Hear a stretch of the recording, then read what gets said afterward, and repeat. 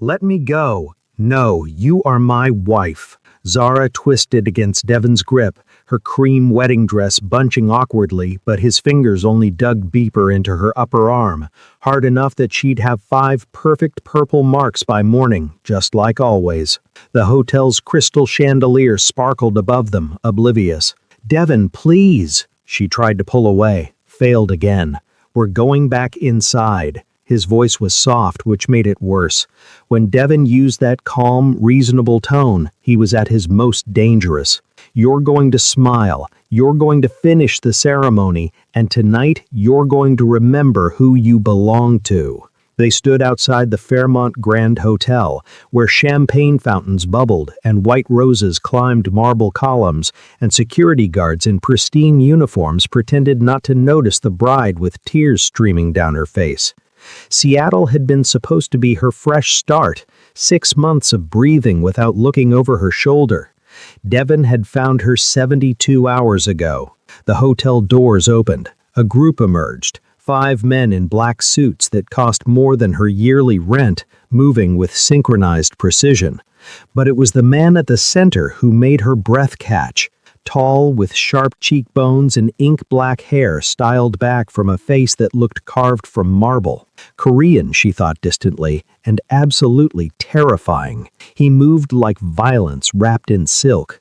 Their eyes met for one electric second. His were flat, empty, the kind of dead stare that said he'd seen things that would break normal people. She didn't think, she just moved. Zara lunged forward, tore herself from Devon's grip with a strength born of pure desperation, and grabbed the stranger's face. His skin was cool, smooth, the softest thing she'd ever touched. Then she kissed him. Time stopped. His lips parted in surprise. Around them, the world erupted. Devon's shout of rage, the metallic click of guns being drawn, someone yelling in rapid Korean. But for that suspended moment, there was only the stranger's shock, the thundering of her own heartbeat, and the insane hope that she'd just saved herself. When she pulled back, his dark eyes had sharpened from dead to deadly. Devon had gone pale, backing away. You have no idea what you just did." The stranger's hand came up, not to push her away, but to rest against her throat, possessive, claiming. His thumb pressed against her racing pulse. "She's mine now," he said in accented English, voice like frost over steel. He looked at Devon the way someone might look at an insect. "You have 10 seconds to leave my sight."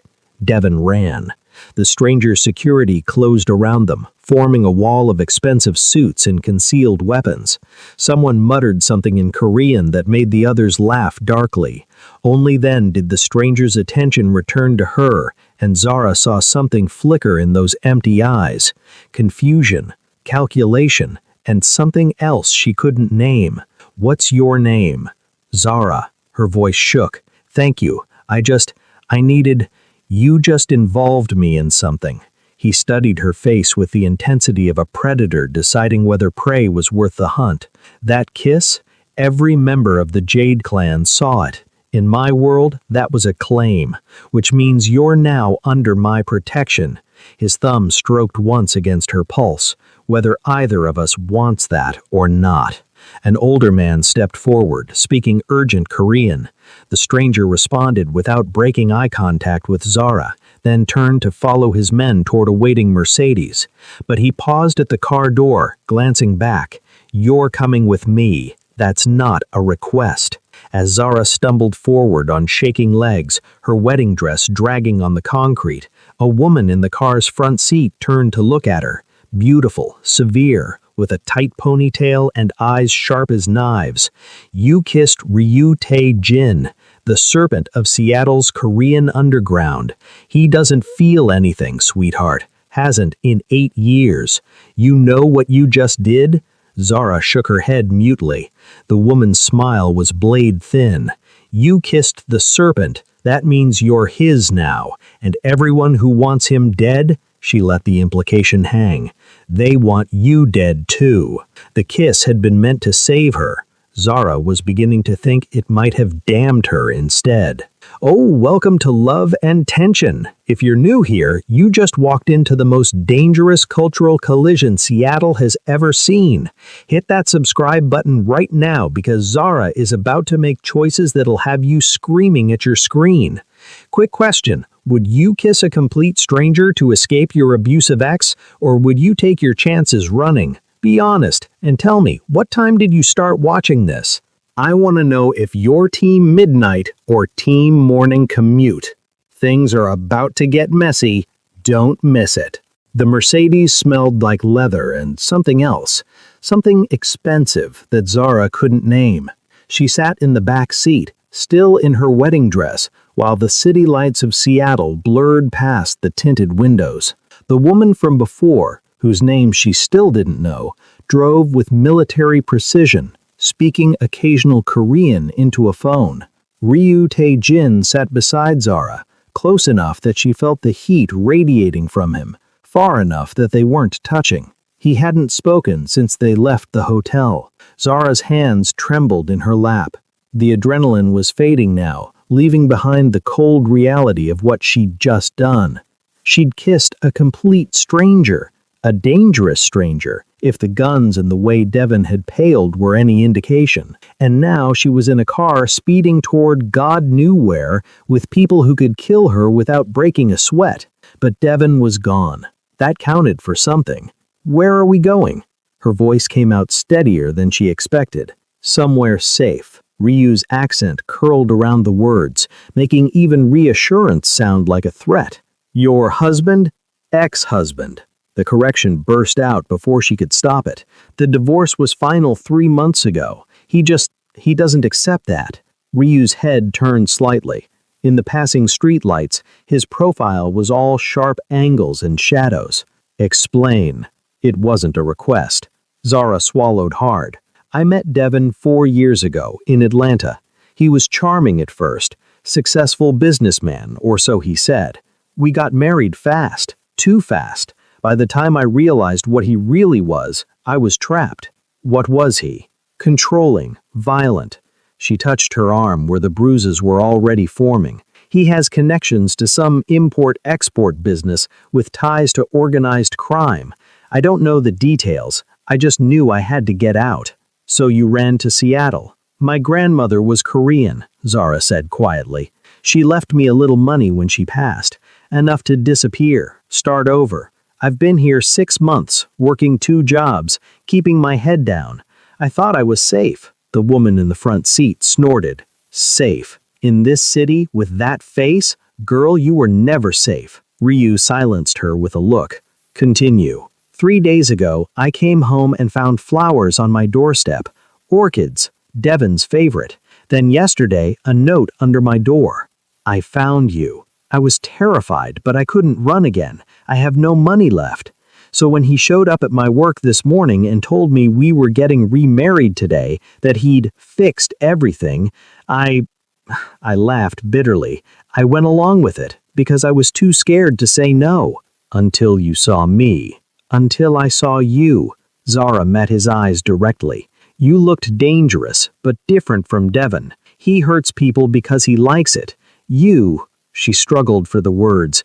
You hurt people because it's necessary. I thought maybe, just maybe, necessary dangerous was better than pointlessly cruel. Something flickered across Ryu's face. Surprise, perhaps, that she'd read him so accurately. You thought correctly. Devon's the type who bruises his wife because he can.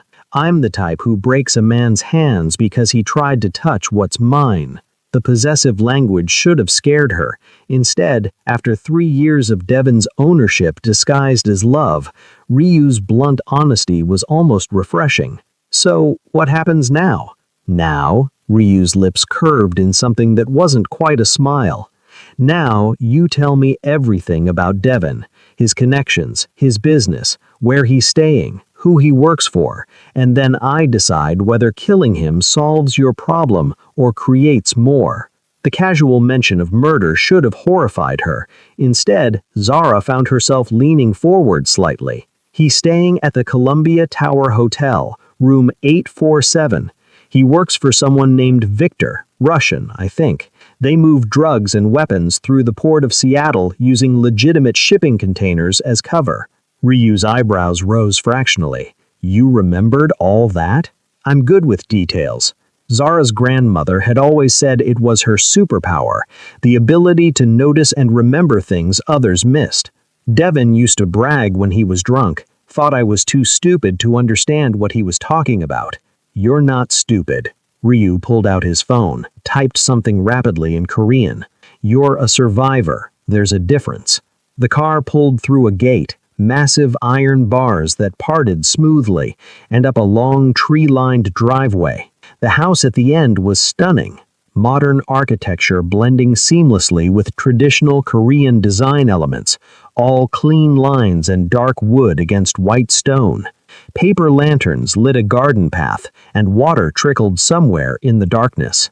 It was beautiful. It was also clearly a fortress. Cameras at every angle, security lights, and more men in black suits patrolling the grounds. This is your home? Zara asked as the car stopped. This is where you'll stay until the situation with Devin is resolved. Ryu opened his door, then paused. You're under my protection now. That means you follow my rules. You don't leave without my permission. You don't contact anyone from your old life. You don't make any decisions without consulting me first. The list sent warning bells ringing in Zara's head. It sounded too much like Devin's rules.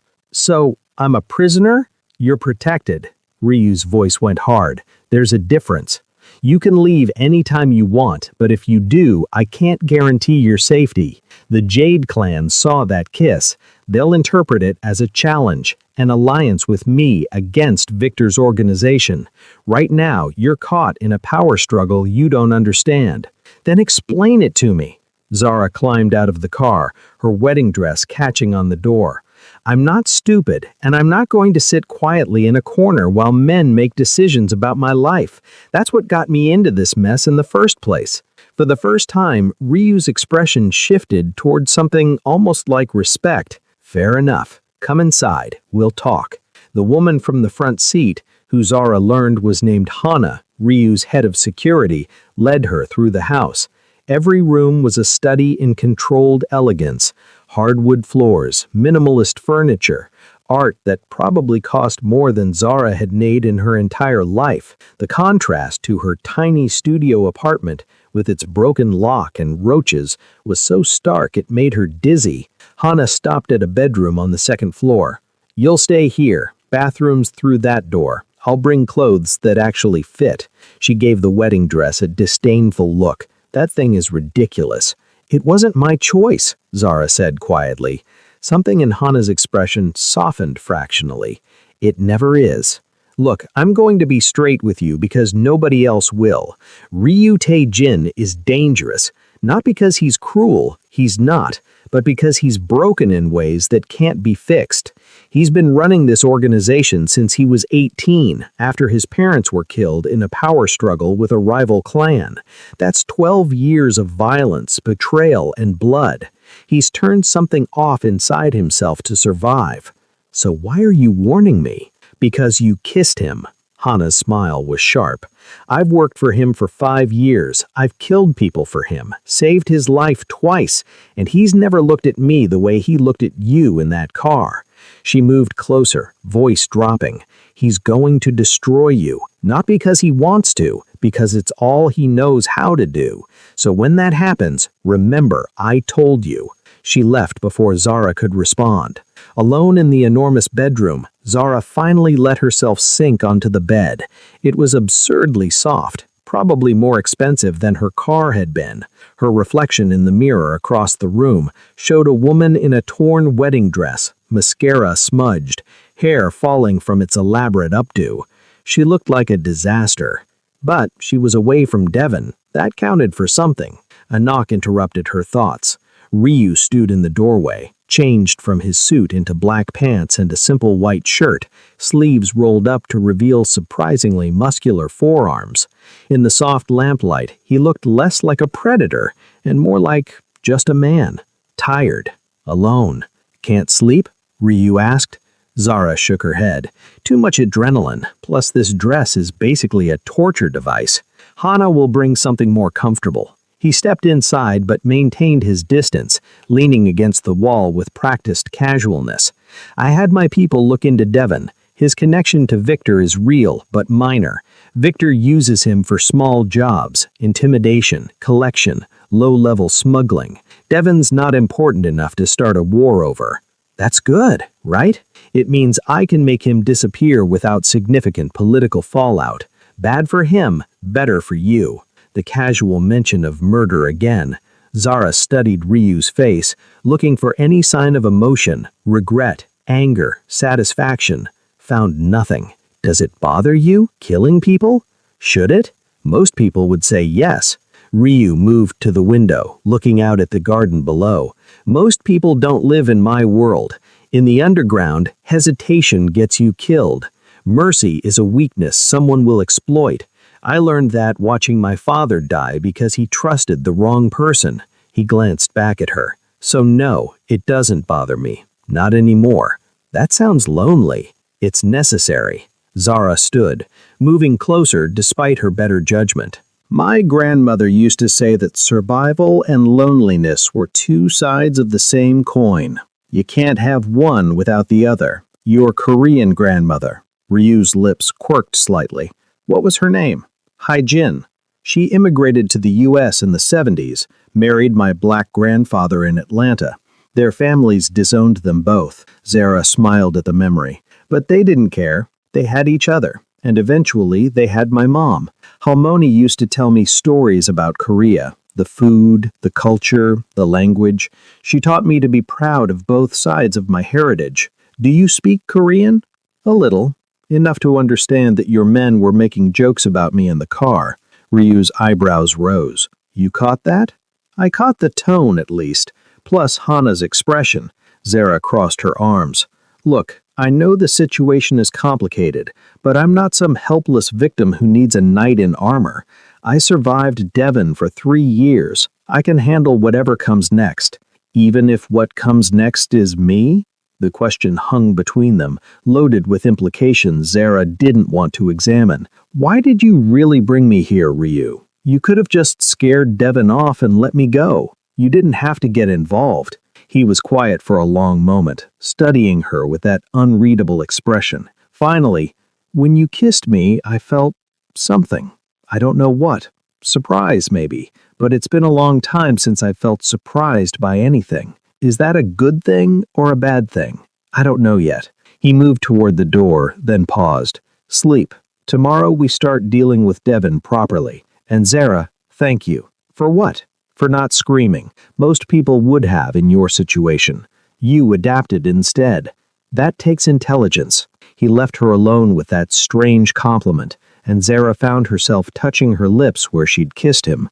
This was insane. She'd gone from one dangerous man to another, traded Devon's explosive violence for Ryu's cold control. But somehow, sitting in this beautiful prison, she felt safer than she had in years. Maybe because this time she'd made the choice herself. The clothes Hana brought were simple. Soft cotton pants and a t-shirt that actually fit properly. Zara changed gratefully, washing the makeup from her face and pulling her natural curls free from their pins. In the mirror, she looked more like herself again. Tired, scared, but still fighting. She thought about Hana's warning, about the way Ryu had looked at her, about the feel of his lips against hers, that moment of electric surprise. This was going to get complicated, but complicated was better than dead. Zara finally slept as dawn crept through the windows, her mind full of dead eyes that had briefly sparked to life, and the terrifying hope that maybe, just maybe, she'd found someone as broken as she was, someone who understood that survival and loneliness were the same thing, and that sometimes you made terrible choices just to feel anything at all. In another room, Ryu stood at his own window, touching his lips with one finger. He could still feel it, the unexpected softness, the desperation, the spark of something he'd thought dead 8 years ago. This was going to be a problem. But he'd dealt with worse problems before. He pulled out his phone and sent a message in Korean. Find everything about Devon and bring him to me. By morning, Devon would regret ever touching what belonged to Ryu Tae-jin. Morning came with the smell of coffee and something sweeter, honey maybe, and cinnamon. Zara awoke disoriented, her body expecting the lumpy mattress of her studio apartment and finding instead Egyptian cotton sheets softer than anything she'd ever touched. For a confused moment, she thought she'd dreamed everything. Devon, the wedding, the kiss. Then she saw her wedding dress crumpled on the floor, and reality crashed back. She was in the home of a Korean crime lord who'd claimed her as his with a single touch. Great life choices, Zara. The bathroom was as luxurious as the bedroom. Marble counters, a shower with about 20 different settings, towels so plush they felt like clouds. Zara took her time washing away yesterday, letting hot water soothe muscles she hadn't realized were tense. Her arm showed the promised bruises from Devon's grip, 5 dark marks against her brown skin. Just like always, she thought bitterly. The clothes Hana had left included more options: jeans, t-shirts, a sweater that looked expensive but felt comfortable. Zara chose the jeans and a simple black top, pulling her curls into a high puff. In the mirror, she looked almost normal. If you ignored the location and the circumstances, she could be any woman getting ready for work. Except her work now apparently involved surviving organized crime politics. Voices drifted from downstairs, Korean, rapid, and intense. Zara hesitated at the top of the stairs, then squared her shoulders and descended. She'd meant what she told Ryu. She wasn't going to hide in a corner while men made decisions about her life. The kitchen was stunning. All white counters and dark wood cabinets, with floor-to-ceiling windows overlooking the garden she'd glimpsed last night. Ryu stood by the counter with another man, younger, softer around the edges, with an easy smile that looked completely out of place in this house of sharp angles and sharper people. Both men looked up as she entered. "Good morning," Zara said, aiming for confidence. "You're up early." Ryu's voice gave nothing away, but his eyes tracked her movement with predatory focus. "This is Song Woo-jin, my second-in-command and the closest thing I have to a friend." Woo-jin's smile widened, which is not saying much since he trusts exactly 3 people on this planet. "I'm honored to make the list." He offered his hand, switching to slightly accented English. "You can call me Jin, and you must be the woman who kissed the serpent. News travels fast. In our world, it travels at the speed of bullets." Jin poured coffee into a mug, plain white ceramic that probably cost more than her month's rent, and handed it to her. "Cream? Sugar? Or do you take it black like our fearless leader here?" "Cream and sugar, please." Zara accepted the coffee gratefully. "And I'm Zara. Just Zara. Not the woman who kissed the serpent or Ryu's property, or whatever title people are using." Jin's eyebrows rose. "I like her. Can we keep her?" "She's not a pet," but Ryu's tone held the faintest hint of amusement. "Zara, Jin handles the legitimate side of our operations. Import-export, actually legal. He's also been friends with me since we were teenagers, which makes him either incredibly loyal or incredibly stupid. Both, probably." Jin pulled out a chair at the kitchen island. "Sit. You must be starving. Cook made breakfast. Do you eat Korean food? My Helmoni taught me to love it." Zara sat, the casual domesticity of the moment surreal. "Though I haven't had authentic Korean cooking in years. She passed when I was 15. Something shifted in Ryu's expression. Not quite sympathy, but recognition. "My parents died when I was 18. Car accident officially. Actually, they were killed by a rival clan leader who wanted to take over our territory." "I'm sorry." "Don't be. I killed him 6 months later." Ryu said it the way someone might mention picking up groceries, which is how I became the serpent at 18. Young, ruthless, and with everything to prove. Jin set plates in front of them. Rice, seasoned vegetables, fish that smelled incredible, and something in a clay pot that steamed fragrant and spicy. He's underselling it. At 18, he systematically dismantled 3 rival organizations, consolidated power, and rebuilt our operation from the ground up. Most people thought he'd fail. He didn't, because failure meant death. Ryu picked up chopsticks with elegant efficiency. Eat. We have things to discuss. The food was amazing, flavors exploding across Zara's tongue, reminding her of her grandmother's kitchen and Sunday dinners where 3 generations crowded around a too small table. She'd forgotten what it felt like to eat something made with care instead of microwaved in a hurry between jobs. "This is incredible," she said honestly. "Cook will be pleased to hear it. He gets territorial about his kitchen." Jin studied her with open curiosity. "So, Zara, your ex-husband, tell me about him." Zara glanced at Ryu, who nodded slightly. Permission to speak, apparently. It should have rankled, but in this world of dangerous men and dangerous politics, she understood the necessity of trust. So she told him everything.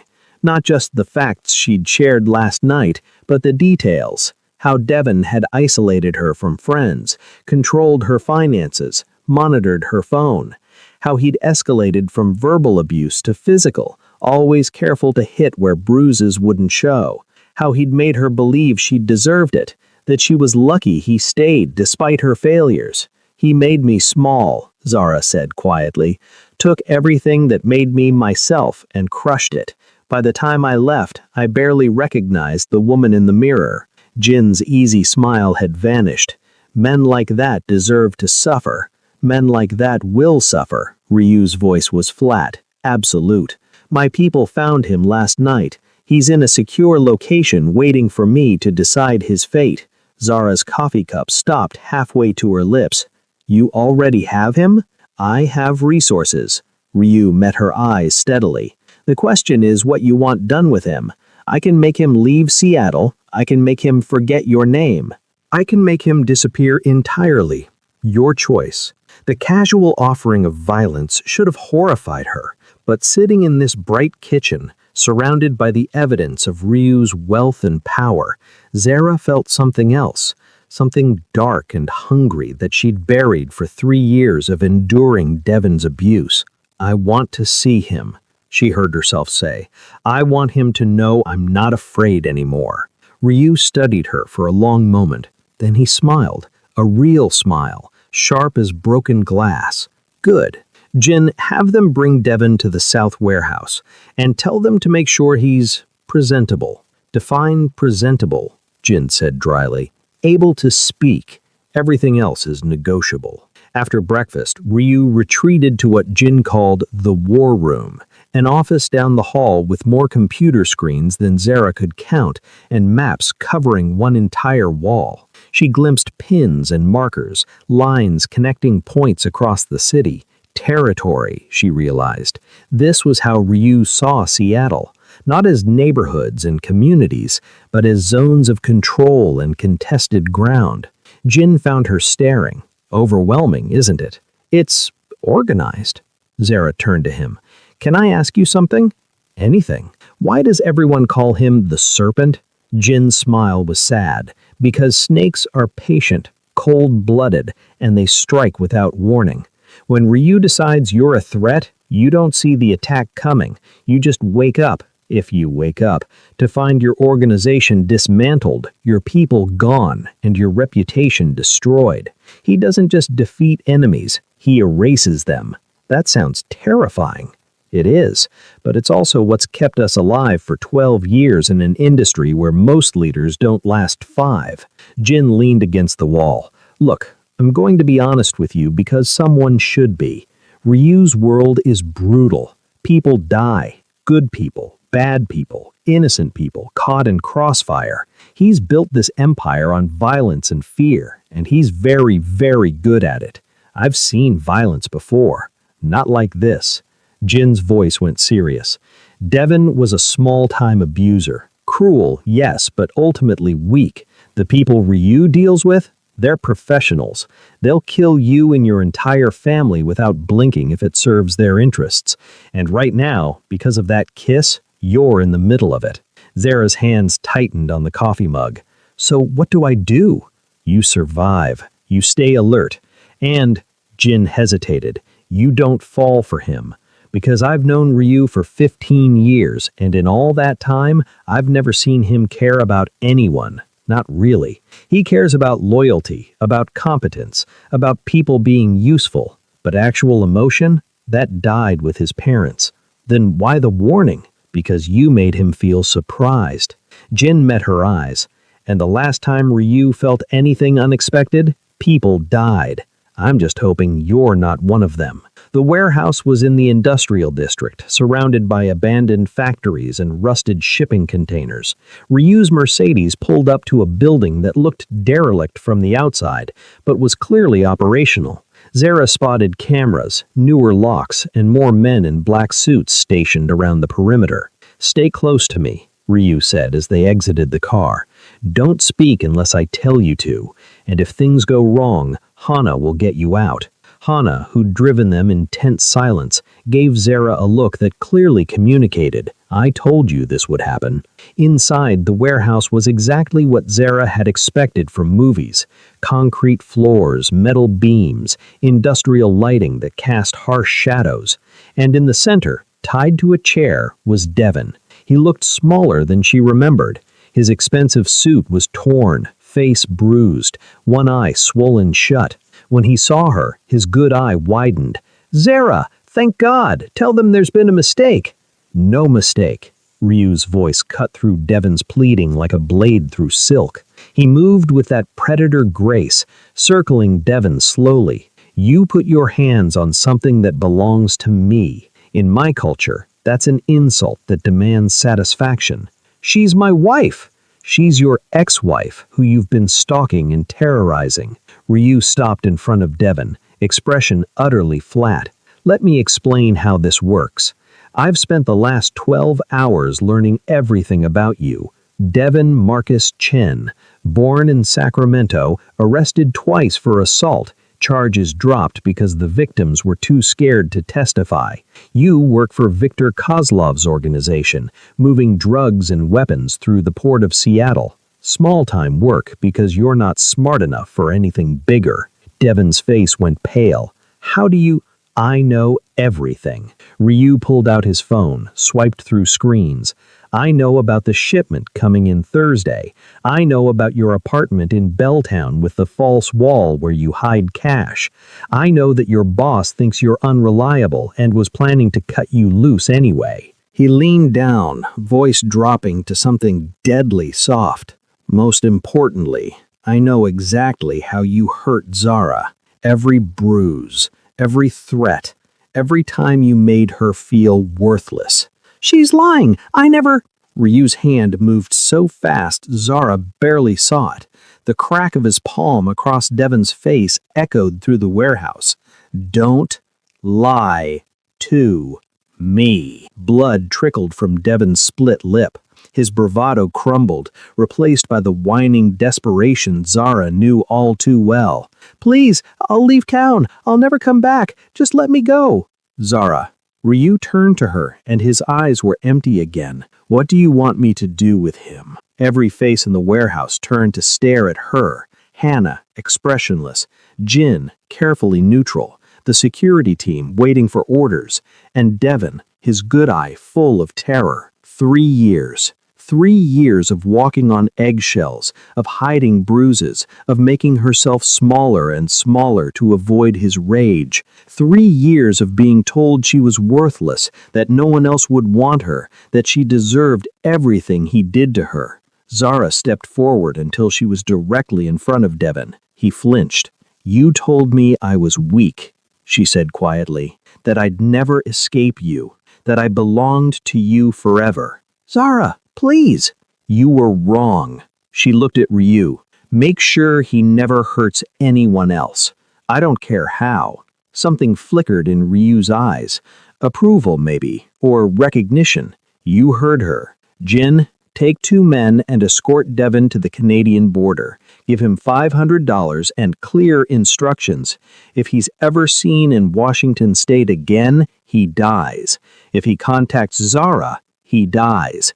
If he so much as thinks about coming back." He smiled, cold and terrible. "Well, he won't be thinking much of anything." Jin nodded sharply. Devon started babbling protests, but the sound faded as the security team dragged him toward a side door. Alone in the warehouse, or as alone as they could be with Hannah and scattered guards, Zara finally let herself shake. The adrenaline was crashing now, leaving her hollow and unsteady. Did it feel good? Ryu asked, facing him. No. Zara's voice cracked. It felt necessary. There's a difference. Smart distinction. He moved closer, and for once his expression wasn't empty. Curiosity lived there, and something almost like respect. You could have asked me to kill him. Most people would have. Why didn't you? Because I'm not like you. Zara met his eyes. I can't turn off my empathy, even for someone who deserves it. That doesn't make me weak. It makes me different. Different. Ryu repeated the word like he was testing its weight. Then, unexpectedly, he touched her face, just his fingertips against her cheek, so gentle it made her breath catch. Your hands are shaking. I know. Are you afraid of me? Zara thought about lying, decided on truth. A little, but I'm more afraid of being weak again, of letting someone control me, of forgetting that I have choices. You do have choices. Ryu's thumb brushed across her cheekbone, and his voice dropped lower. You could leave right now. I'd give you money, a new identity, set you up anywhere in the country. You'd never hear from me again. And if I stay, his hand fell away. Then you're part of my world, with all the consequences that brings. Zara looked around the warehouse, at the bloodstains on the concrete floor, at Hannah's knowing expression, at the reality of what Ryu did. This wasn't romance. This wasn't safety. This was trading one kind of danger for another. But at least this time, she was choosing. I stay, but on my terms. I'm not your property. I'm not your pet. If I'm going to be in your world, I need to understand it. I need to be useful, not just protected. Ryu studied her for a long moment. Then that almost smile crossed his face again. Jin said you were smart. He was right. Come on, let's go home. Home. The word shouldn't have felt as good as it did. In the car, Hannah finally spoke. You know what you just signed up for. Not really, but I'm learning. Learn faster. But there was something almost like respect in Hannah's voice now. The Jade clan saw that kiss, word spreading that Ryu Tae-jin claimed someone publicly for the first time in 12 years. Every enemy he's ever made is going to wonder if you're a weakness they can exploit. So what do? Stop being a weakness. Hannah met her eyes in the rearview mirror. Start being a weapon. Back at the house, Zara found Jin in the kitchen making tea. He looked up as she entered, his usual easy smile subdued. How'd it go? Devon's alive. Barely. Zara sank into a chair. Is it always like that? The violence? Yes. The moral ambiguity? Also yes. Jin poured her a cup, green tea with jasmine, the scent reminding her painfully of her grandmother. Welcome to Ryu's world. Population, people who've all done terrible things for survival. You sound bitter. I sound realistic. Jin sat across from her. Look, I care about Ryu. He's my best friend. Maybe my only real friend. But I'm not blind to what he's become. When his parents died, something broke in him. He decided caring was a weakness, so he stopped. Just shut it all off. That's not possible, isn't it? Jin's smile was sad. You've been here one day. Give it a year. Watch him make decisions that sacrifice good people for strategic advantage. Watch him torture someone for information without blinking. Watch him choose the cold, logical path every single time, no matter who gets hurt. Then tell me it's not possible to stop caring. Zara wrapped her hands around the warm cup. You're trying to warn me off him. I'm trying to warn you, period. Because here's what I see. A woman who just escaped one controlling relationship, walking into another. Ryu says you have choices, and maybe you do, but every choice he offers you will be shaped by his worldview, his rules, his empire. Eventually, you'll forget what your own choices look like. I survived Devon for 3 years, Zara said quietly. I think I can handle Ryu. Devon was a bully. Ryu is a system. Jin stood, leaving his own tea untouched. But hey, what do I know? I'm just the friend who's watched him turn into someone I barely recognize. Good luck, Zara. I hope you prove me wrong. He left her alone in the kitchen, surrounded by expensive appliances and the lingering scent of jasmine tea, wondering if she'd just made the biggest mistake of her life. Or if maybe, just maybe, she'd found something she didn't know she was looking for. The rest of the day passed in a strange limbo. Ryu disappeared into his office, dealing with business Zara wasn't privy to. Hana gave her a tour of the estate. Sprawling grounds, security systems that rivaled Fort Knox, and a panic room that made Zara's stomach turn. This wasn't a home. It was a bunker disguised as luxury. By evening, she found herself in the garden. Paper lanterns glowed against the deepening dusk, and somewhere a fountain played its quiet song. The garden was beautiful, carefully cultivated chaos, wildness contained by invisible boundaries. Like everything in Ryu's life. Can't sleep again. She turned to find him standing in the doorway, still dressed in black, but somehow less intimidating in the soft light. Too much to process. 1 day ago I was about to marry Devon. Now I'm in a crime lord's garden, wondering how my life got here. Choices. Ryu stepped out onto the stone path. You chose to run to Seattle. Chose to kiss a stranger. Chose to stay. Every decision led you here. Did you choose this life? No. The word was sharp. This life chose me when a rival clan leader decided my father was too successful, too influential. I came home from university to find my parents dead, our organization in chaos, and enemies circling like sharks. I was 18. My choice was to fight or die. So you fought. So I fought. Ryu moved to the fountain, trailing his fingers through the water. I learned to kill without hesitation, to plan 3 moves ahead, to trust no one, except Jin, and even then, only to a point. I turned myself into something they'd fear more than they feared my father, the serpent, cold-blooded, patient, and absolutely ruthless. And it worked. It kept me alive, but there's a cost to survival, Zara. You have to turn something off inside yourself. Empathy, fear, love. He looked at her then, and his eyes were empty again. I haven't felt anything real in 8 years. Not grief, not anger, not even satisfaction when I win. It's all just strategy, moves on a board. Zara moved closer. Then why did you bring me here? I'm not strategic. I'm complicated and emotional, and I make terrible decisions. I don't know. The admission seemed to cost him. When you kissed me, I felt surprised. That's not nothing. And when I look at you, I don't know what I feel. Confusion, maybe. Something I can't identify, which makes it dangerous.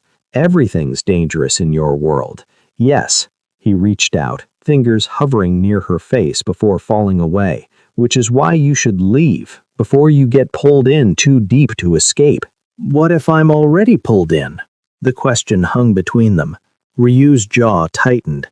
Then you're making a mistake. I'm not who you think I am. I'm not going to save you or heal you or give you the happy ending you're looking for. I'm broken, Zara, and broken things cut. Maybe I'm broken too. You're a survivor. There's a difference. Or maybe, Zara said softly, they're the same thing. For a long moment, they stood in the garden while night deepened around them. The air smelled like jasmine and something indefinably green, alive. Somewhere in the distance, the city hummed with traffic and voices and all the chaos of human life. Here, in this bubble of wealth and danger, Zara felt more seen than she had in years. Ryu wasn't trying to make her small. He was acknowledging her complexity, her damage, her strength. That counted for something, even if Jin was right, even if this was a mistake. I'm not leaving, she said finally. Not yet. Ryu nodded slowly. Then tomorrow we start your education. If you're going to be in my world, you need to understand it. The rules, the players, the stakes. Jin will teach you. Not you? I'm not a good teacher. A ghost of a smile. I tend to push students too hard. Jin's gentler. I don't need gentle. Everyone needs gentle sometimes. He turned to go, then paused. Zara, thank you. For what? For making me feel surprised. It's been a long time. He disappeared into the house, leaving her alone with paper lanterns and the fountain's quiet song. Zara touched her lips, remembering that electric moment of the kiss, how his surprise had felt against her mouth, how for one suspended second his control had slipped. She was playing with fire, but after 3 years of Devon's ice, maybe fire was exactly what she needed. Jin's idea of education started early. Zara woke at dawn to find him in the kitchen, laptop open, multiple phones on the counter, and the look of someone who'd been working for hours. "Morning," he said cheerfully. "Hope you like coffee because we're going to need it. Today you learn how Ryu's empire actually works."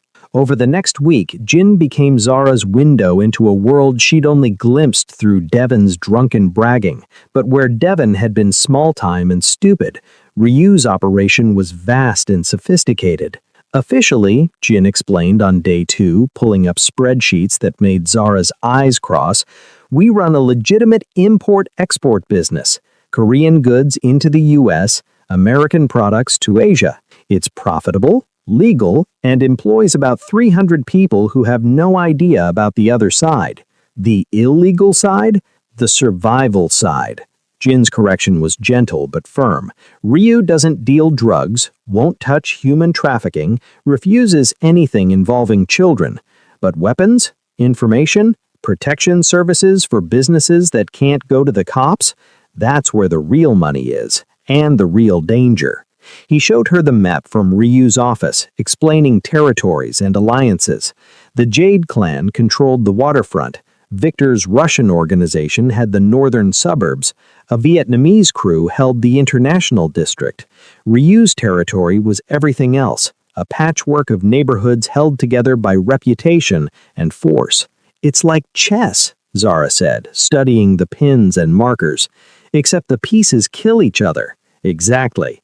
And right now, because of that kiss, every player is watching to see if Ryu's claiming new territory or if you're a weakness they can exploit. So how do I stop being a weakness? Jin grinned. By becoming an asset. Tell me what you're good at. Remembering things, details, patterns, conversations. I used to work in data entry, mindless work, but I was fast and accurate. And, she hesitated, I'm good at reading people. Micro-expressions, body language, when someone's lying.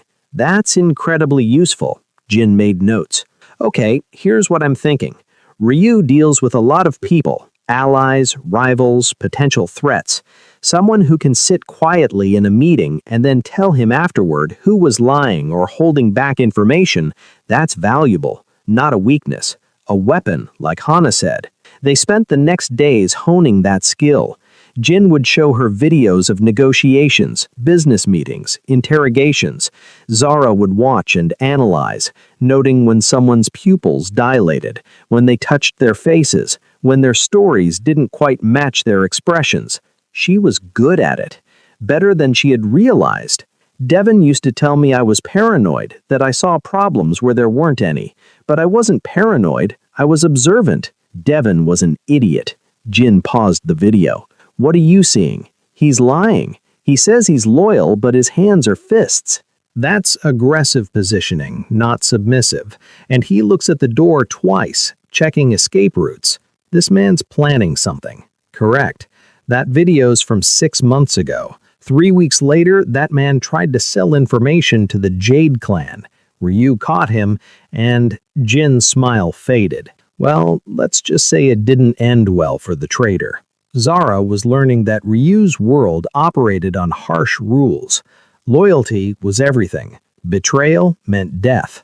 Weakness was exploited mercilessly. But within those brutal boundaries, there was a strange kind of honor. Ryu kept his word. He protected people under his umbrella. He didn't harm innocents unless absolutely necessary. It's not good, Jin said when she brought this up. Don't mistake efficiency for morality. But it's better than Victor, who'd burn down a building full of people to kill one target.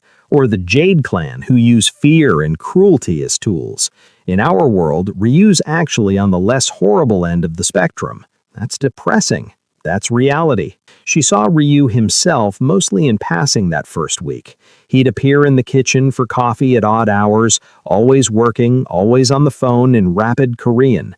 Occasionally, their eyes would meet across a room, and Zara would feel that same electric awareness from the kiss. But he kept his distance, as if afraid of what might happen if they got too close. Hana, by contrast, seemed to be everywhere. She'd appear when Zara was practicing her observation skills, offering critique. Good catch on the lying, but you missed the backup.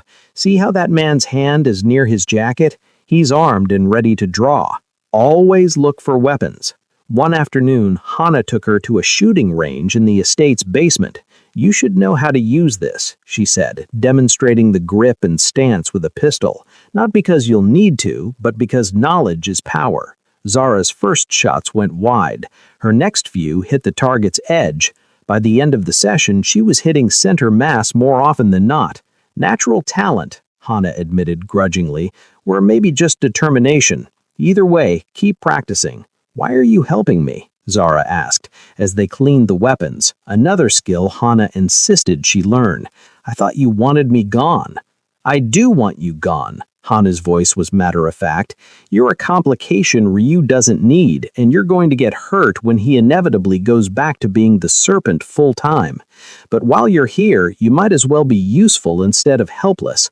I've seen what happens to helpless people in this world. What happens? They die, usually badly. Hana holstered her own weapon with practiced ease. Look, I'll be straight with you. I've been in love with Ryu for 5 years. Unrequited, obviously. He doesn't even see me that way. I've tilled for him, saved his life twice, spent every day watching his back while he barely acknowledges I exist beyond my professional utility. That sounds painful. It is, but I chose it. Hana met Zara's eyes. The difference between us, I went in knowing what he was. You're going in hoping he'll change. He won't. The serpent doesn't change. He adapts, he strategizes, but at his core, he's been the same cold, broken person for 8 years. Don't fool yourself into thinking a kiss will fix that. After Hana left, Zara sat in the basement range, the smell of gunpowder lingering, thinking about hope and foolishness and the line between them. On day 7, Jin announced it was time for a field test. Ryu has a meeting tonight with a potential ally. You're going to observe. Ryu agreed to this? Ryu suggested it. Jin's smile was knowing. He wants to see what you can do. The meeting was at a high-end restaurant in downtown Seattle, the kind of place with prix-fixe menus and wine lists as thick as books.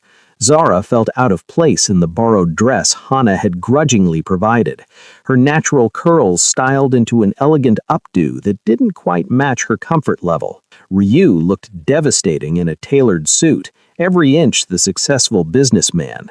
Only the slight bulge under Jin's jacket and the way Hana's eyes constantly scanned the room betrayed the violence that underlay this elegant dinner. The potential ally was a man named Thomas Park, Korean-American, mid-40s, running a tech company that apparently needed Ryu's specialized services. Mr. Park wants protection from corporate espionage, someone stealing his designs, and he thinks it's a rival company funded by the Jade Clan. He wants Ryu to find out who and stop it. Why not just go to the police? Because the police ask questions. Ryu delivers solutions.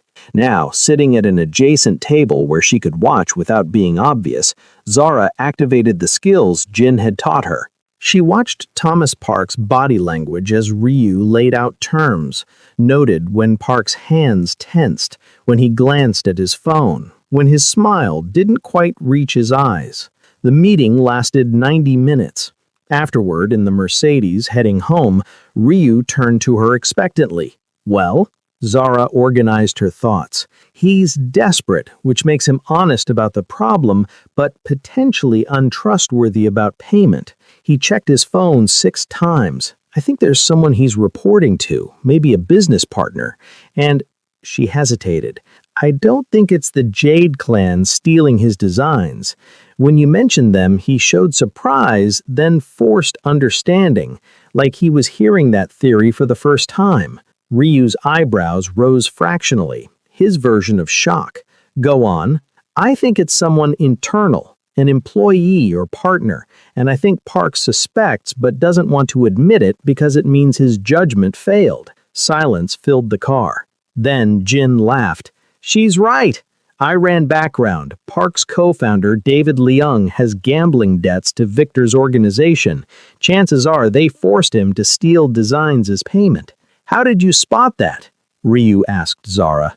The same way I learned to read Devon. Abusers teach you to watch for warning signs. You get good at it or you don't survive. Something shifted in Ryu's expression. That's a skill worth more than guns or fighting.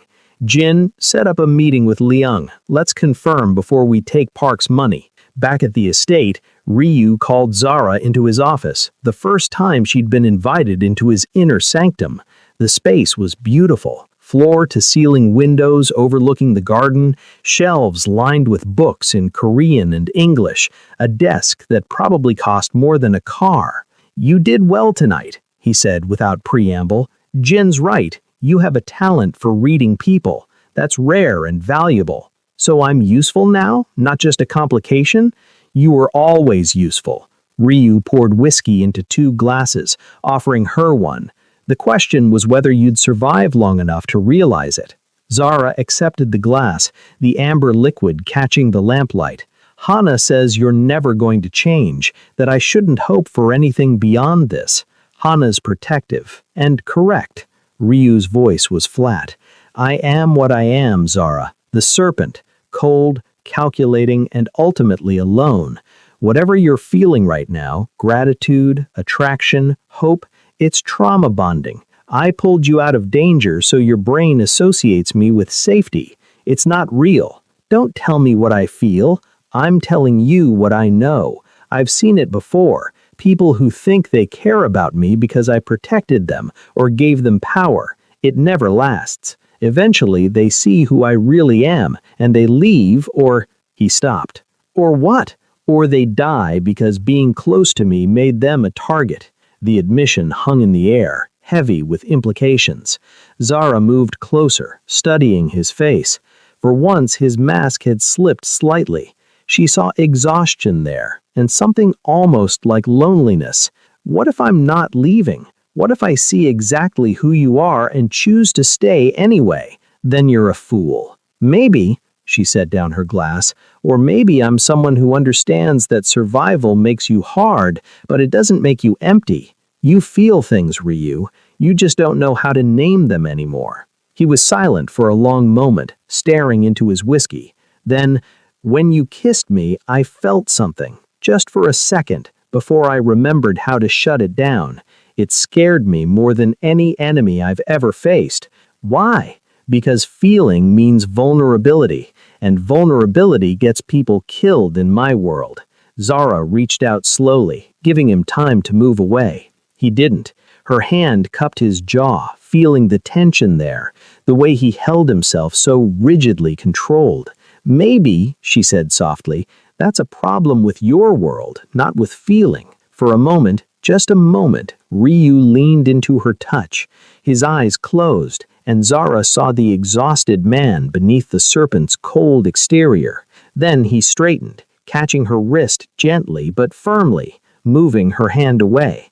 This is a mistake. Probably, I'm going to hurt you, not because I want to, because it's what I do. I'll survive. I'm good at that. His grip tightened fractionally on her wrist, then released. Go to bed, Zara, before I do something we'll both regret. She left his office, heart pounding, very much aware that she'd just crossed a line. Behind her, she heard the clink of his glass against the desk, the sound of a man trying to drink away inconvenient feelings. In her room, Zara touched her wrist where he'd held it, not roughly, not violently, with the kind of controlled gentleness that said he was very aware of his own strength and her vulnerability. Devon had grabbed to hurt. Ryu touched like he was holding something breakable and precious. The difference mattered. Even if Hana was right, even if this was trauma bonding and foolish hope, even if Ryu was broken in ways that couldn't be fixed, the difference still mattered. The Leung investigation proved Zara's instincts correct. David Leung had gambling debts exceeding $200,000 to Victor's organization. In exchange for not having his hands broken, he'd agreed to steal his co-founder's designs and sell them to a shell company Victor controlled. Simple, elegant, and completely predictable, Ryu said during the debrief in his office. Zara was present now for these meetings, her role as observer officially recognized. Victor's been doing variations of this for years. Find someone vulnerable, exploit them, profit. So what do we do? Thomas Park had been invited to hear the results, his face pale with the betrayal. David's my oldest friend. We started the company together. You have 3 options. Ryu counted them off with the clinical precision of a surgeon. 1, I approach Victor, buy out the debt, and return Leung to you with a stern warning. Cost $250,000 plus interest. That's outrageous. That's business. Option 2, I eliminate the threat. Leung disappears. Victor understands this territory is off limits. You find a new co-founder. Cost $100,000. Park looked sick. You mean kill him? I mean solve your problem permanently. Option 3, I arrange evidence that makes Victor's shell company's theft illegal and traceable. The FBI gets involved. Both Victor and Leung face federal charges. You walk away clean. Cost $50,000 plus some minor legal fees. Why is the legal option cheapest? Zara asked. Ryu's smile was sharp. Because it costs me the least to execute and gives me leverage with Victor. I can offer to make the evidence disappear if he backs off Park's company entirely. It's strategic, not just reactive. Option 3, Park said immediately. I don't want David dead, just stopped. Smart choice, Ryu made a note. Jin will handle the details. But Park, learn from this. Trust is a weapon in our world. Make sure you're not arming your enemies. After Park left, Zara stayed behind. Something had been bothering her about the whole situation. Victor's going to know you're behind this, she said. Won't that escalate things? Probably. Ryu didn't seem concerned. But Victor's smart enough to recognize when he's outmaneuvered. He'll lose some money and reputation, but it's contained. A small defeat, not a war. Unless he decides to make it personal, then he dies, said with the same casual tone someone might use to discuss weather. Victor knows this. I know this. It's mutually assured destruction, which keeps us in balance. Zara studied him, the cold efficiency, the total lack of emotion about potentially killing another human being. This was the serpent everyone warned her about, not the man who'd touched her face in the garden, but the predator who'd built an empire on calculated violence. Does it ever bother you? She asked quietly. The killing? Should it? Most people would say yes. Ryu turned from the window where he'd been staring out at the garden. Most people don't have to choose between their survival and their morality. I did. I chose survival, and I'm still alive, while dozens of men who thought they could take my territory are dead. That's what matters in this world. That's bleak. That's honest. He moved closer, and Zara was struck again by how different he was from Devon. Where Devon had used proximity to intimidate, Ryu moved like he was giving her space to choose, stay or retreat. You asked me once if I felt anything when I killed. The truth? I feel satisfaction when a threat is eliminated, relief when someone under my protection is safe, sometimes even a kind of peace when the violence ends. But not guilt. No, not anymore. His voice dropped lower. Do you think that makes me a monster? Zara thought about it honestly. I think it makes you a survivor who did what was necessary. Whether that's monstrous depends on whether survival is worth the cost. And you think? I think... She chose her words carefully. I think you're more alive than you give yourself credit for. The dead don't ask philosophical questions about their own morality. Something flickered in Ryu's eyes. Surprise again. That emotion he claimed not to feel. You're dangerous, Zara. How? You make me think about things I've spent 8 years not thinking about. Before she could respond, Jin burst in, phone in hand and expression grim. We have a problem. The Jade Clan just sent a message. They want a meeting about Zara. The temperature in the room dropped 10 degrees. Ryu's face went from contemplative to absolutely cold. When? Tomorrow night. Neutral ground. They say it's about territorial respect, but Jin glanced at Zara. They want to know if you're serious about claiming her. Of course I'm serious. Then they're going to test that. Probably demand compensation for you disrupting Devon's wedding or trying to push boundaries to see how far you'll go to protect her. Ryu was silent for a long moment, that terrifying calculation happening behind his eyes. Then, set up the meeting. And Jin, make sure Hana's team is positioned around the location. If this goes wrong, I want overwhelming force available. After Jin left, Zara found her voice. What does this mean? It means the Jade Clan sees you as an opportunity, a way to test my resolve or extract concessions. Ryu's jaw tightened. They're right. You are a vulnerability now. Anyone who wants to hurt me knows hurting you is the fastest route.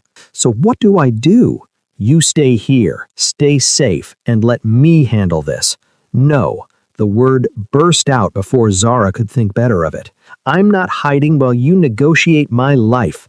If this meeting is about me, I should be there. Absolutely not. Why? Because I'm weak? Because I'll mess up your strategy? She moved closer, anger rising. I'm not some damsel you rescued, Ryu. I made the choice to kiss you, to stay here, to learn your world. Don't infantilize me now. It's not about capability. It's about risk. Everything's a risk. You said it yourself. Vulnerability gets people killed. But maybe having me there shows I'm not just a weakness, that I'm willing to stand with you publicly. Ryu stared at her for a long moment. Then, unexpectedly, he smiled. A real smile, sharp and genuine. You're going to get yourself killed. Maybe, or maybe I'll surprise you again. You keep doing that. He touched her face, just his fingertips against her cheek, the gentleness still startling. Fine, you come to the meeting, but you follow my lead exactly. No improvising, no heroics. Understood? Understood. His thumb traced across her bone cheek, and Zara felt her breath catch. For a moment they were frozen there, his hand against her face, his dark eyes searching hers for something he couldn't quite name. Then his phone buzzed, shattering the moment. He stepped back, already returning to business, but Zara had seen something in his expression. Not emptiness, something confused and frightened and achingly vulnerable. Maybe Hana was wrong. Maybe the serpent could feel. He just didn't know how anymore.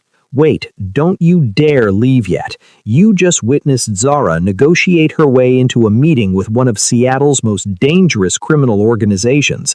And let's not forget Jin's warnings that getting close to Ryu is like playing with fire. Beautiful, warm, but guaranteed to burn.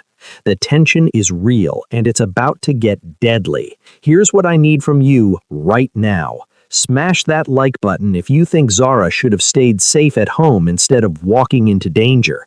Are you team stay safe, team stand with Ryu, or team she's making a huge mistake? Because honestly, choosing the dangerous protector over the safe option is either the bravest or dumbest thing she could do. Subscribe to Love and Tension because Part 2, Child. We've got Jade Clan confrontations, Hana's jealousy reaching critical levels, and Ryu's walls starting to crack. Not everyone's making it out of this unscathed. Have you ever chosen to face danger instead of hiding because you needed to prove something to yourself or someone else? Drop your story below. And where are you watching from? The next evening, Zara dressed in clothes Hana had selected with militant precision. Black pants, a fitted jacket that screamed competence without vulnerability, boots with practical heels. Her hair was pulled back in a low bun, minimal jewelry, everything chosen to project capability. You look like someone's assistant, Hana said critically, which is exactly what we want. Not a weakness, not a trophy, a professional. In the car, Jin went over the rules. Speak only if directly addressed. Keep your face neutral. Don't show fear, anger, or disrespect. The Jade Clan's leader, Chen Feng, is old school. He'll expect women to be decorative or absent. Use that. Let him underestimate you. And if things go wrong, they won't, said Ryu flatly, because I'll make it clear that touching you is suicide. The meeting location was a restaurant in the International District, closed for the evening, which was clearly intentional. Ryu's team had arrived first, Jinhei explained, sweeping for bugs and weapons and establishing their own security perimeter. Inside, the restaurant was beautiful. Red lanterns cast warm light over dark wood tables, and the smell of ginger and garlic lingered from the kitchen. But the beauty was undercut by the men stationed around the room. Jade Clan soldiers, hard-eyed and armed. Chen Feng sat at the main table, flanked by his lieutenants. He was probably 60, with silver hair and the kind of face that looked grandfatherly until you saw his eyes. They were empty as Ryu's, but with a cruelty that suggested he enjoyed the violence, where Ryu merely accepted it. Ryu Te-jin, Feng's voice was accented but clear. You bring the woman. Interesting choice. She's part of this discussion. She should be present. Ryu gestured for Zara to sit beside him, Jin on his other side, Hannah standing behind like a lethal shadow. The kiss was quite public, Feng continued, studying Zara with predatory interest. In our culture, such displays have meaning. Are you claiming this woman as your own? I am. Even though she was married to one of Victor's people? That creates complications.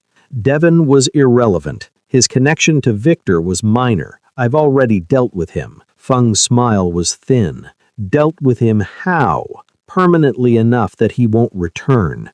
Ryu's voice stayed level, giving nothing away. The question is whether you have a problem with my actions. The question, Feng corrected gently, is whether your attachment to this woman makes you vulnerable. Several of my people think you're growing soft. A public display of affection? The serpent doesn't do affection. Zara felt the tension ratchet up. This was the test Jin had warned about. Feng was probing for weakness, looking for confirmation that Ryu's feelings for her could be exploited. Ryu's expression didn't change. Your people are mistaken. This isn't affection, it's strategy. The words stung even though Zara had expected them. She kept her face carefully neutral, channeling every lesson from the past week. Strategy? Feng leaned forward, interested now. Explain. Victor's organization has been pushing into my southern territories. Small moves, testing boundaries. Devon was part of that push. His wedding was meant to establish Victor's presence in that neighborhood, using social connections to build influence. Ryu's voice was clinical, emotionless.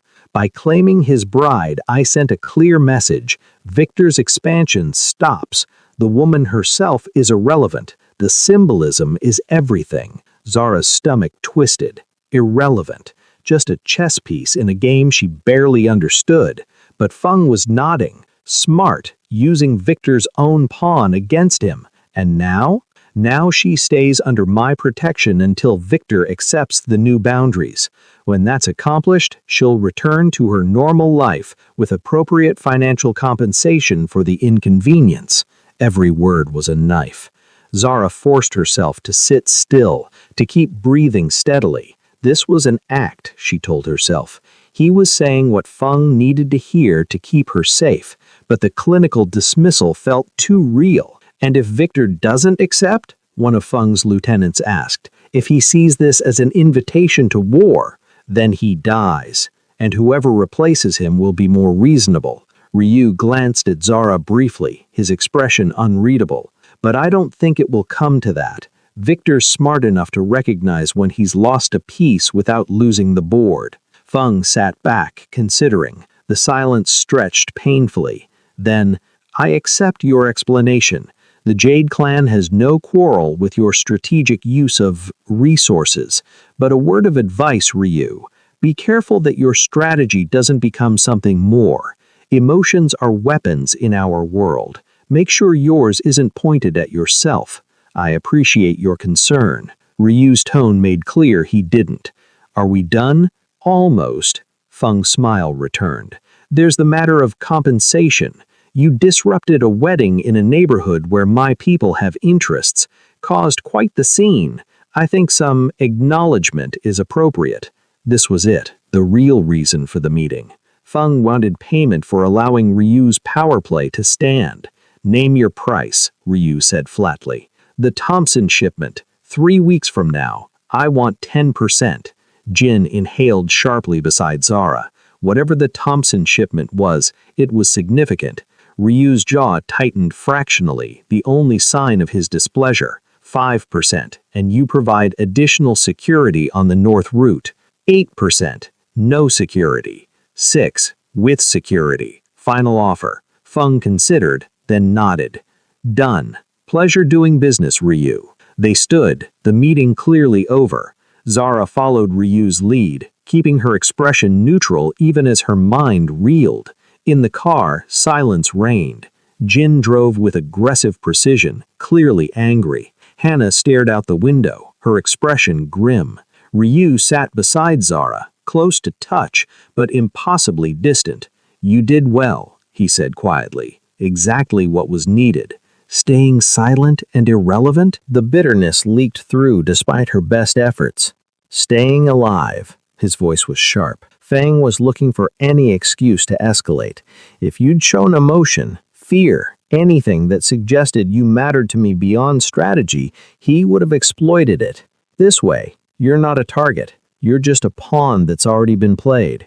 That's supposed to make me feel better? It's supposed to keep you breathing. They didn't speak again until they reached the estate. Zara went straight to her room, needing space to process. She'd known this world was harsh.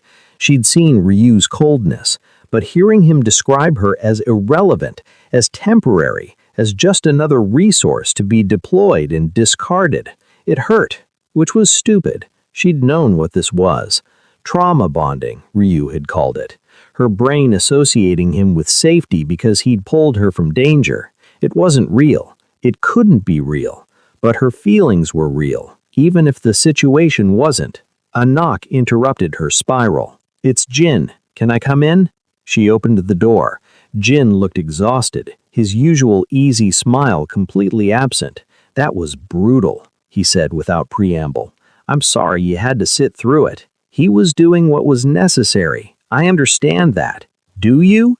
Jin moved into the room, closing the door behind him. Because I'm not sure Ryu does. He's been in the study since we got back, drinking whiskey and staring at nothing. That's his pattern when he's done something that bothers him.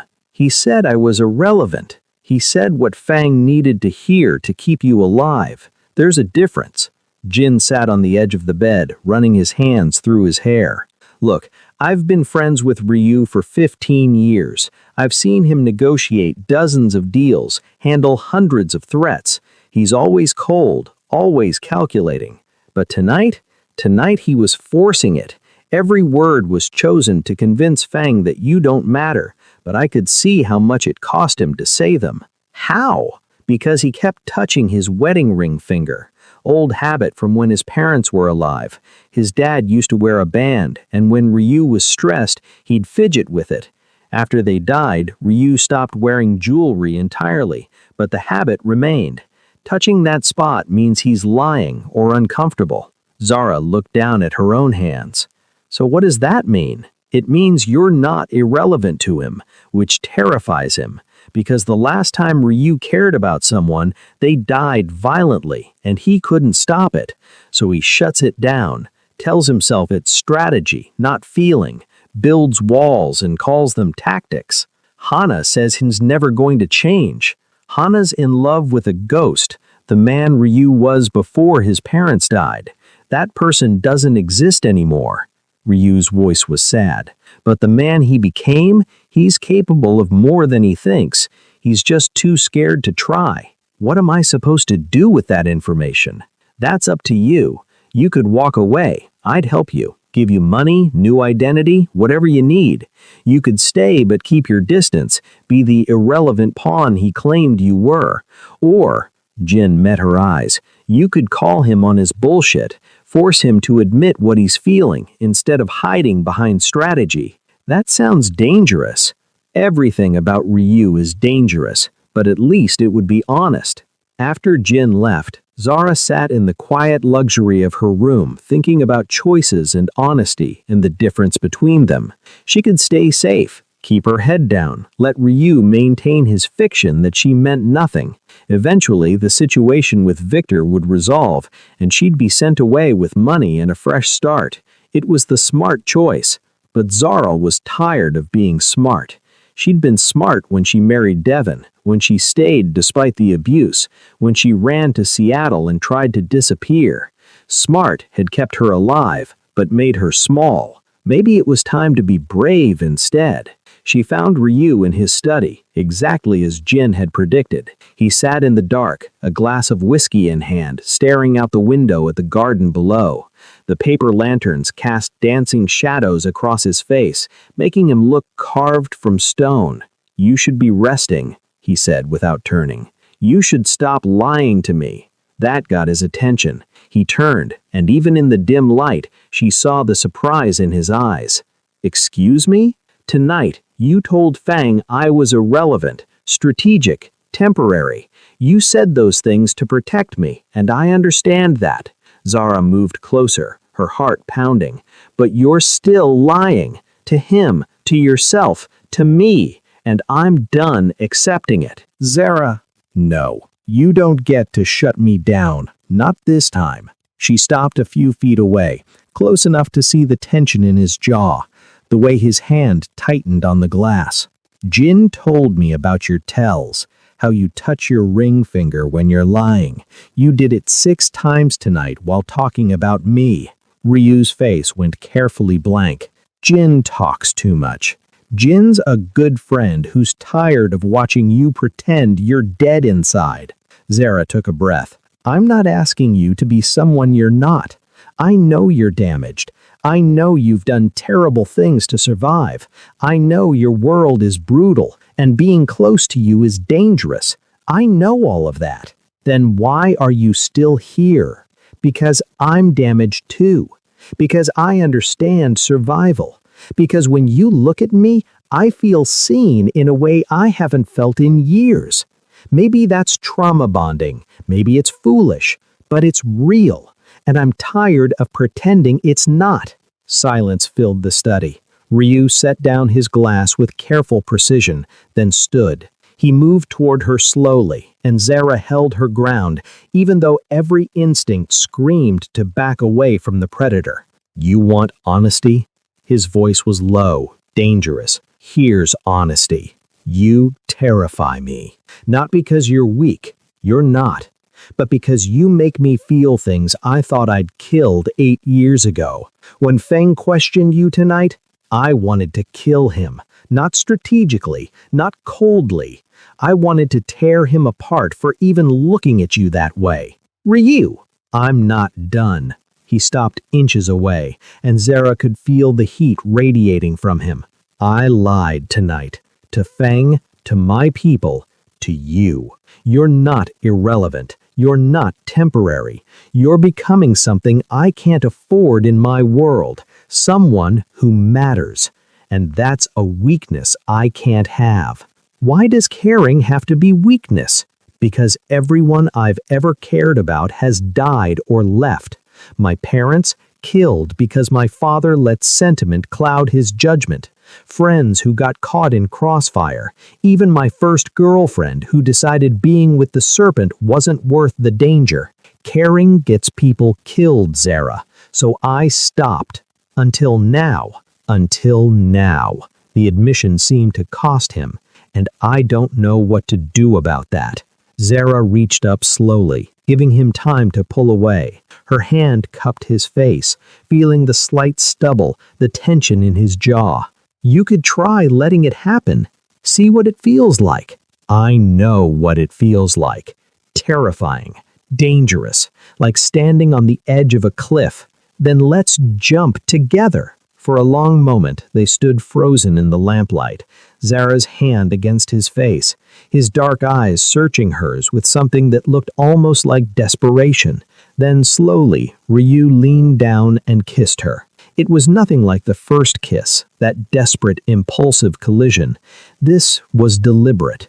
His hand came up to cup the back of her neck, not roughly, just possessively. His lips moved against hers with careful intensity, and Zara felt something crack open in her chest. This was real, complicated and dangerous, and probably doomed, but real. When they finally broke apart, both breathing hard, Ryu rested his forehead against hers. "This is a mistake," he said quietly. "Probably. You're going to get hurt. Maybe, but at least I'll feel something." Zara's hand slid to his chest, feeling his heartbeat, rapid, alive. "After years of Devon making me small, of feeling nothing but fear and survival, feeling anything is worth the risk." Ryu's hand came up to cover hers, pressing it against his heart. "I can't promise happy endings. I can't even promise I won't hurt you. I'm not asking for promises. I'm asking for honesty. If this is real for you, say it. If I matter, admit it. Stop hiding behind strategy and cold calculation. You matter." The words seemed torn from him. "God help us both, but you matter." It wasn't a declaration of love. It wasn't poetry or romance, but it was honest, and that counted for something. They stayed like that for a long time, tangled together in the lamplight. Two broken people trying to figure out if being broken together was better than being broken alone.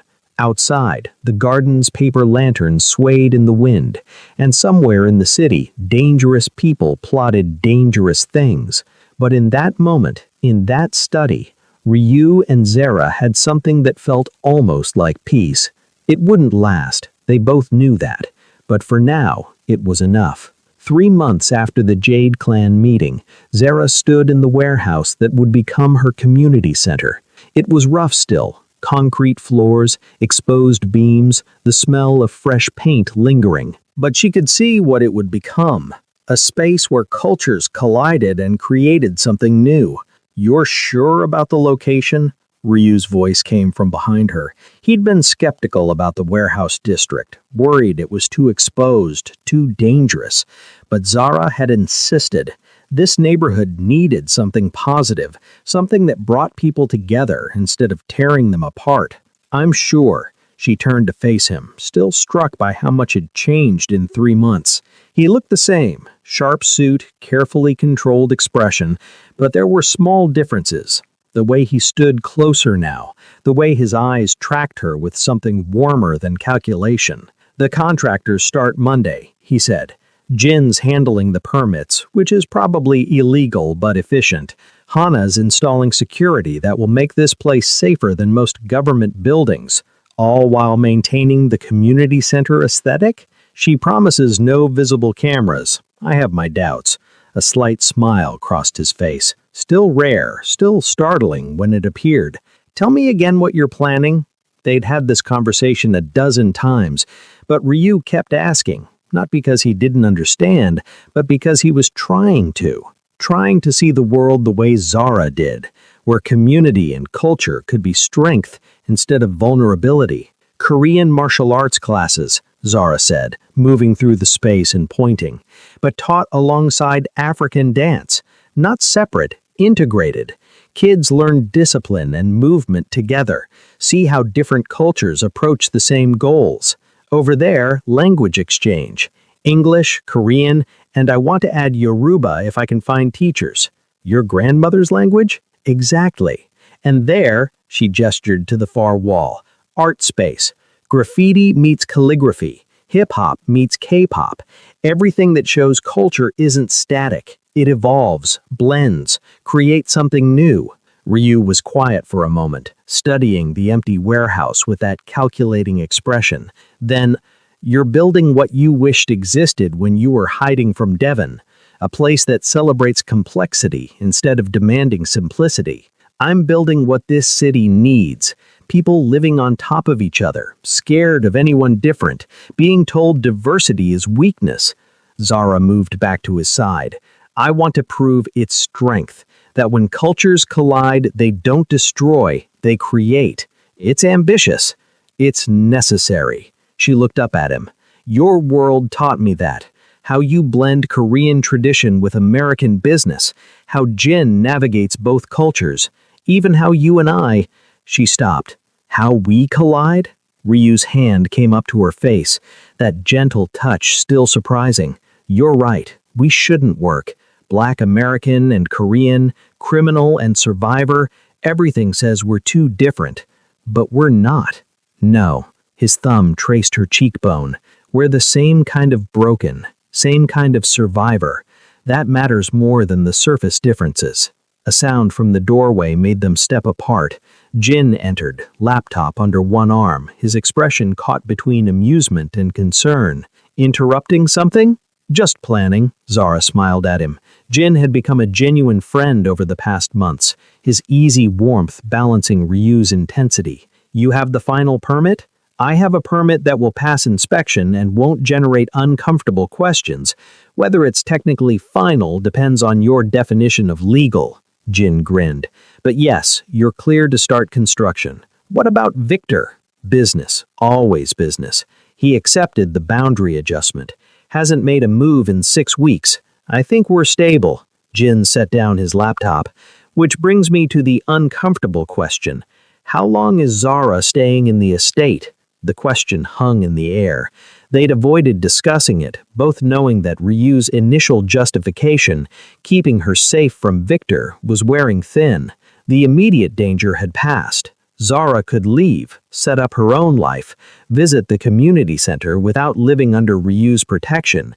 She could be free. I was thinking about that, Zara said slowly. I need my own space, not because this isn't comfortable, but because I need to prove I can stand alone. She saw the flash of something in Ryu's eyes, not quite hurt, but close.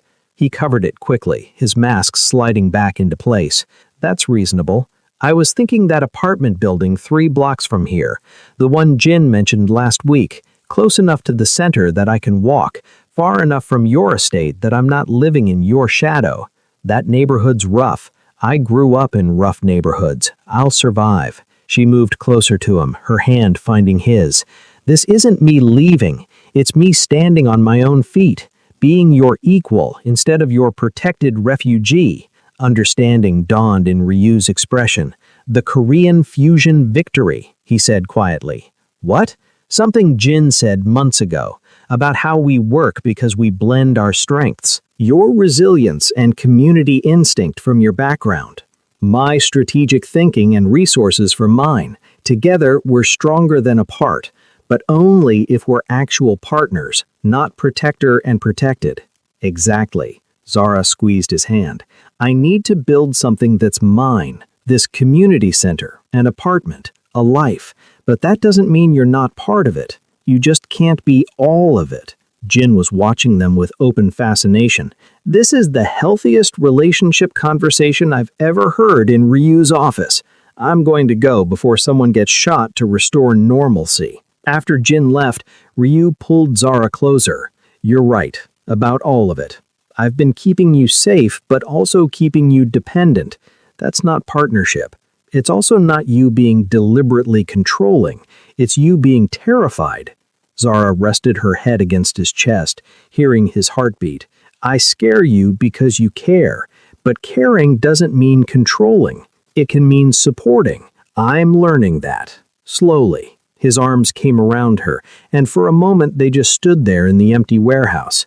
When the center's finished, what are you going to call it? Zara had thought about this for weeks. The name mattered. It needed to capture what she was building. Bridges. Because that's what it is. Connecting cultures, communities, people who thought they were too different to meet in the middle. Bridges. Ryu tested the word. I like it, though Hana will probably make jokes about burning them. Hana can help teach the self-defense classes, channel her aggression into something productive. She'll love that suggestion. They stood together in comfortable silence, watching sunset light stream through the high windows. In 3 months, this space would be full of voices and movement and life. Kids learning discipline through martial arts and expression through dance. Adults discovering languages and cultures. Art covering walls that had only known industrial grime. It was ambitious, probably impossible, but Zara had learned that impossible was just another word for difficult, and she was good at difficult. "I should warn you," Ryu said quietly. "The life you are building, independent, public, making connections across the city, it's going to draw attention. Not all of it good. People will see your connection to me and try to exploit it. Let them try." Zara pulled back to look at him. "I survived Devon. I survived entering your world. I can survive whatever comes next." "We," Ryu corrected, "we can survive whatever comes next. Because you're right, we're stronger together. But that means when threats come, I'm coming with you. Even if I don't ask? Especially if you don't ask." His smile was sharp. "I'm the serpent, remember? Protecting what's mine is what I do. I'm not yours. You're not my possession," he agreed. "But you're mine in the way that matters. Partner. Equal. The person who makes me feel things I thought were dead. That's a different kind of ownership. The kind you choose." Zara kissed him then, because words weren't enough. His response was immediate, his hands pulling her closer with a hunger that still surprised her. Every touch felt electric. Every kiss reminded her that she was alive, choosing, building something real. When they finally broke apart, both breathless, Ryu rested his forehead against hers. "This isn't the ending, is it?" he asked.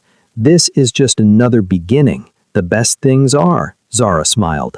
"We build the center, I get my apartment, you continue running your empire, and we figure out what partnership looks like when neither of us is hiding behind walls anymore. Terrifying. Worth it. Yes." He kissed her forehead gently. "Yes, it is." 6 months later, Bridges Community Center opened with a celebration that brought together communities that usually stayed separate. Korean families mixed with Black families, recent immigrants with third-generation Americans. Music pulsed, K-pop remixed with Afrobeat, creating something entirely new. Ryu stood at the edge of the celebration, watching Zara move through the crowd. She'd choreographed a performance for the opening. Traditional Korean fan dance merged with West African movements. The result was stunning, both familiar and completely original. Jin appeared at his side, handing him a bottle of water. "She did it. Actually pulled it off." Liar. But Jin's smile was warm. "You doubted every day for 6 months. Worried she'd be targeted, that Victor would retaliate, that the Jade clan would see it as weakness. But here we are. No attacks, no problems, just a successful community center in the middle of your territory. Success makes enemies nervous. They don't know how to fight it. Or maybe," Jin said quietly, "they're starting to wonder if your way, the community way, the fusion way, might be better than the old violence. Did you see Chen Feng's people at the martial arts demonstration?" "The Jade clan is taking notes," Ryu had noticed. "It was unexpected. But then, everything about the past 6 months had been unexpected. Zara moving into her own apartment, but spending most nights at the estate anyway. The community center becoming a legitimate success, drawing positive attention instead of criminal interest. His own reputation shifting from purely fear-based to something more complex. The serpent who built bridges instead of burning them. It wasn't soft. He still ran his empire with calculated efficiency, still made hard decisions and enforced brutal consequences when necessary. But now there was another side. The legitimate businesses growing, the community investment, the sense that power could build as well as destroy. Zara had done that, not by changing him, but by showing him what was possible when survival wasn't the only goal. "She's looking at you," Jin said, amusement clear in his voice. Across the crowd, Zara caught his eye and smiled. Not the careful smile she'd worn those first days, but something genuine and joyful. She was happy, safe, building something that mattered. Ryu smiled back. Later, after the celebration ended and the cleaning crew worked through the space, Zara found him in his car, waiting. "Thought you'd left." she said, sliding into the passenger seat. And miss your victory lap? Never. He pulled her close, kissing her with the intensity of someone who'd been restraining himself all evening. You were brilliant tonight. We were brilliant. None of this happens without your resources, your protection, your willingness to try something different. Your idea, your execution. I just supported. Exactly. Partnership. Zara rested her head on his shoulder. So what's next? You've got that look, the one that means you're planning something. Victor's organization is crumbling. Infighting, financial problems, losing territory. I could move in, take what he built, expand my empire. Ryu paused. Or I could let it collapse and fill the vacuum with something like this. More centers, more legitimate businesses. Build community instead of fear. That's ambitious. I learned from the best. His arm tightened around her. But it's risky. Some people won't accept the change. They'll fight back, try to prove the old ways still work, which means you're going to be a target again. So we face it together. Together. He kissed the top of her head. Equal partners in a dangerous world trying to prove culture fusion beats cultural war. How very optimistic of us. How very terrifying, Zara corrected. But she was smiling, because terrifying was just another word for alive. And after years of just surviving, being alive, truly, completely alive, was worth any risk. 2 years later, Bridges had expanded to 3 locations across Seattle. Ryu's empire had shifted dramatically, 60% legitimate now, with the illegal operations becoming more about information and protection than violence and drugs. Victor was gone, his organization dissolved, replaced by a coalition that preferred profit to war. Chen Feng had grudgingly admitted that the fusion model worked. The Jade Clan had opened their own community center, focused on traditional culture preservation, but with a modern twist. Seattle's underground was changing, slowly, painfully, but changing. Zara stood in the original Bridges location, watching a class of teenagers practicing capoeira, the Brazilian martial art that blended fighting and dance. Another fusion, another bridge between cultures. Her phone buzzed. Dinner tonight? My place or yours? After 2 years, they still maintained separate residences. Zara's apartment had become home in a way the estate never could. Her space, her rules, her life. But they moved between locations seamlessly, partnership built on independence rather than dependence. Yours, she texted back, but I'm cooking. Your kitchen is better. Deal. Hana says you're teaching advanced self-defense next week? She volunteered to demonstrate. I think she likes being useful beyond bodyguard duty. She likes that you gave her purpose beyond waiting for me to notice her. It had taken a year, but Hana had finally accepted that Ryu wasn't going to love her the way she wanted. She'd grieved, gotten angry, and then, surprisingly, become Zara's fierce ally. She ran security for all 3 Bridges locations now, training women and girls in self-defense while maintaining her role in Ryu's organization. Another fusion, another bridge. That evening, Zara arrived at the estate with groceries, ingredients for a meal her grandmother had taught her, Korean flavors mixed with African spices. Ryu's kitchen was indeed better, with its professional-grade equipment and endless counter space. She found him in the study, video call in progress. Korean voices filled the air, business negotiations from the sound of it. He glanced up as she entered, mouthed, 10 minutes, and returned to the conversation. Zara started cooking, the familiar rhythm soothing. Chopped vegetables, heat oil, layer flavors. The kitchen filled with the scent of garlic and gochujang and something indefinably home. When Ryu appeared, loosening his tie, she handed him a beer. How'd the negotiation go? Successfully. We're expanding the import business into Japan. Completely legitimate. Surprisingly profitable. He sipped the beer, watching her work. What are you making? Fusion jollof. Rice with Korean chili paste, African spices, and whatever vegetables looked good at the market. Might be terrible. Might be brilliant. He moved behind her, arms circling her waist. Like everything else you create. They ate on the balcony overlooking the garden, paper lanterns glowing in the dusk. The conversation flowed easily. Her day at the center, his business expansion, Jin's latest dating disaster, Hana's increasingly creative security measures. It was domestic, normal, the kind of evening Zara had never imagined during those first terrified days. "I've been thinking," Ryu said as they finished eating, "about what comes next. Expansion to California? You mentioned that last month. Bigger." He set down his fork. "The empire I built was about survival, about being feared enough that enemies didn't dare attack. It worked, but it's not sustainable. Eventually, someone younger and hungrier comes along. That's how these things end. So I want to build something that lasts beyond fear. The community centers, the legitimate businesses, the cultural fusion model. That's a legacy, not just a survival strategy." Zara studied him in the lantern light. 2 years ago, he'd been the serpent, cold, calculated, proud of his emptiness. Now he talked about legacy and community and building instead of destroying. "You've changed," she said softly. "You changed me." He took her hand. "Or maybe you just showed me it was possible to change, that broken doesn't mean dead, that caring isn't weakness if you're smart about it. Partnership. He brought her hand to his lips. Two broken people who decided being broken together was better than being alone, who built something neither of us could have built separately. That's the most romantic thing you've ever said. Don't get used to it. I'm still the serpent, still calculating, still ruthless when necessary.